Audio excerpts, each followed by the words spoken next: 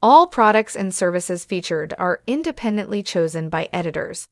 However, soaps.com may receive a commission on orders placed through its retail links, and the retailer may receive certain auditable data for accounting purposes.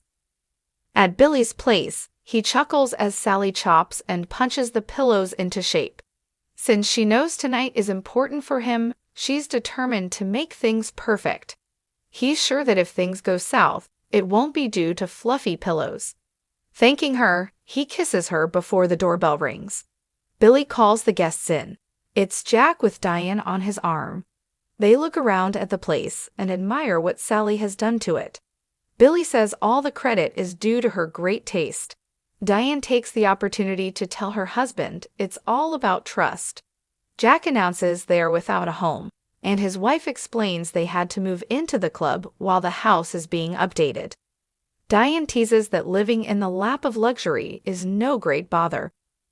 Billy admits that Diane reached out and asked for his blessing on the redecoration, but had no idea it was so big until he drove by and saw the construction crews. This immediately sets Jack off worrying.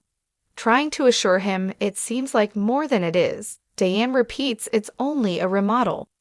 In a bid to calm him further, Sally explains that when she was working in home decoration, she was always surprised by how large crews were required to do the smallest things. When she mentions demo crews, Diane begs her to stop before Jack has a heart attack. Diane tells her husband that if he doesn't like the remodel, they can turn it back into the old and dated museum that he loved before. Everyone is relieved when Billy decides to change the subject. He thanks them all for being there at this turning point in his life. It feels like a new beginning, and he wants to thank his big brother for trusting and supporting him.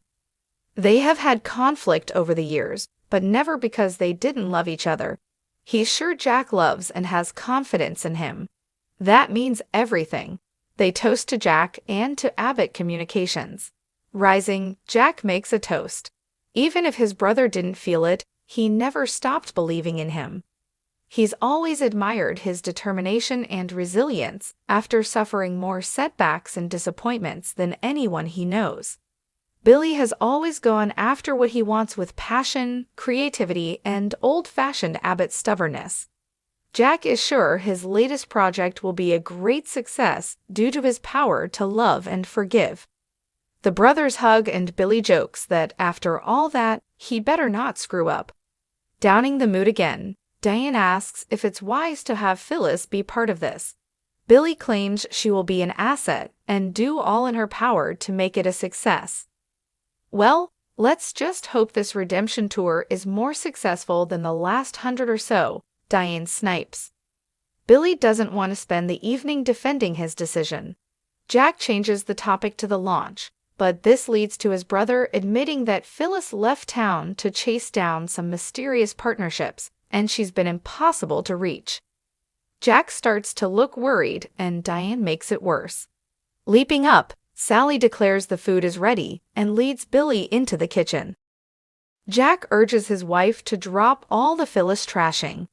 Diane reminds him that his investment could be derailed by his ex. Did he even know she was part of this when he agreed to foot the bill? He asks her to drop this until they get home. Sally and Billy bring in some food, and Diane asks the redhead for a tour. After they have walked off, Jack apologizes for his wife, but Billy doesn't care what Diane thinks. Jack assures his brother he will trust his instincts, although Phyllis running off is alarming. Billy can hear that. Be careful, advises Jack. At Nate's penthouse, he has the champagne out for his cousins. They toast to the company growing and prospering. They've been working on a merger for 6 months and finally closed it thanks to Lily. Nate toasts to her getting them past the finish line. Devon adds she's the best there is. They are just thrilled she's back where she belongs. Lily marvels at how she ended up there after all that she had to go through. I guess Victor Newman was right. Damn him, she admits. The topic turns to Damian and Amy. Lily announces there are some things about his half-brother he needs to know. As she sits and sips her champagne, She explained she had Damian investigated after he pushed to meet with her. She wanted to know if there was more to the story than it seemed. Nate reminds her he never asked her to poke into his half-brother's past and wouldn't have. Devon is more concerned with what she found out. Pouring more champagne, Lily explains that Damian doesn't own the two companies he was purported to own.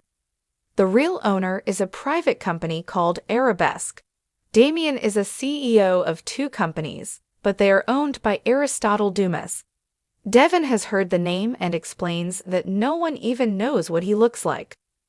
Lily says he goes out of the way to keep his involvement quiet. She thinks that Damian lying about details like this is a big red flag and begs the question of what else he could be lying about. Nate wonders how Denise missed all this and asks how she found out. She tries to avoid answering directly, but is prodded into admitting it was Victor. Nate's furious that that man is anywhere near his business, but his cousin assures him he's not involved. They argue about what this Dumas guy has to do with this. When Lily admits she's had a few meetings with Damian, and that there's always been something strange about him, Nate repeats that he never asked her to get involved. She explains that Damian asked her out, and she agreed for Nate's sake, because she thought she could help with the Amy situation. I was trying to break open this box of lies he's been telling you since he came to town, Lily insists. Her cousin says that's all irrelevant. This is only about Damian and Amy. If his half-brother learns he was being investigated, he might be angry and leave town without giving Amy another thought. Lily apologizes. Her cousin knows she meant well. He's grown to care about Amy, and she's given him insight into a man he lost when he was too young. Besides, good or bad, he and Damian are still brothers and connected. His cousins worry about him being hurt. Nate can't stop worrying that turning to Victor will come back to bite them and scare Damian off. He begs Lily to respect his boundaries and keep out of this. Nate apologizes if he's come down too hard, but they get it. He's trying to give his brother the benefit of the doubt and assumes there's a good reason behind all his mysteriousness. Devon offers any help they can give. Leave it alone. Just leave it alone. I've got this, Nate requests. Amy and Damian are at a table in the dining room of the athletic club. She announces she's ready to give him all the answers he asks of her. Damian isn't even sure where to begin. He orders them a pot of chamomile tea, assuming that is still her favorite. His mom is touched he remembered. Damian makes it clear that they are a long way from fixing things. She's relieved they can share a common memory and has no expectations of a quick fix. This is hard for both of them. It broke her heart to learn that he thought she didn't care about his father when he was dying. Amy can't stop thinking about how afraid and alone he felt. She took advantage, assuming that he could handle more than he could. He admits he was only taking his own feelings into account and is sorry for that. Tearing up, she thanks him for that and says that if they can mend even a little of their hurt, she will die happy. Once the tea arrives, she smells it and smiles, remembering his cat, Figaro. They hid the feline in the house so they could gently break the news to his dad that they had a pet. But as soon as Jackson met him, they were in love. After Jackson died, Figaro wouldn't leave his room. Damian misses that man too. Amy says that he was his father's world. They had an unbreakable bond from the moment they met. They recall the day he was born and how he nearly had to be delivered by the side of the road. His dad was there when he was born and was the first person to hold him. The look on his face was absolute love. Damian gets her to swear that he never knew he wasn't his biological father. Once she does, he says he never sensed for a second that Jackson suspected the truth. Keeping the secret weighed on her, but his father was so connected to him she couldn't do it. She could never tell Nathan either. That would have dropped a bomb on his family. Amy hoped her shame would go away, but it didn't. When Jackson died, it was like a burden was lifted. Her lie was safe, and she thought she could die with the truth. However, Something changed in her when she got the cancer diagnosis. After discovering she was dying, she didn't want him to be alone in the world without knowing he had a family. Amy never thought that telling him the truth would go well. She expected him to be angry and hurt, but hoped he'd reach out to Nate. As hard as this has been, she doesn't regret a moment. She's still hoping he will forgive her one day, even if it's after she's gone. They had a strong bond once too. He can't deny that. His childhood was great until his father died. That was a terrible time. First, they lost Jackson and then each other. Amy always thought that she and Jackson would grow old and wrinkly together. She wasn't ready to lose him and didn't handle it well. Neither did I, Damian admits. His mom promises to do anything to repair the damage. When he tells her he's willing to try, she says that's all she needed to hear. Their food arrives, but she doesn't eat much. He assumes that's because of her leukemia. Amy tells him that it's a battle. They talk about Nate setting her up with a new oncologist. Amy isn't holding out for a miracle, but her son urges her to be positive.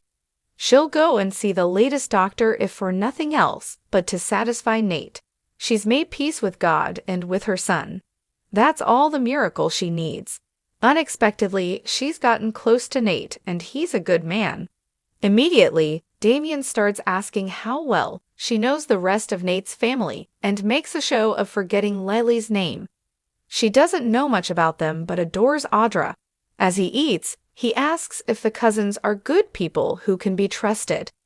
She hopes this curiosity means he wants to get to know his half-brother better.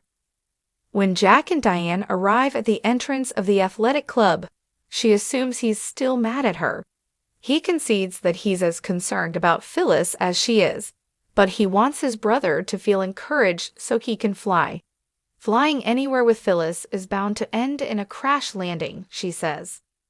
Back at Billy's, he and Sally clean up, and she declares the evening a success. He asks if she thinks he's making a mistake with Phyllis. After a deep sigh, Sally admits that dying had a point, but only he can decide how much of a problem this is. Billy concedes that something is off about this. Phyllis must know this is her last chance, so what could be happening? He wishes he could talk to her. Are you worried something happened to her? She asks.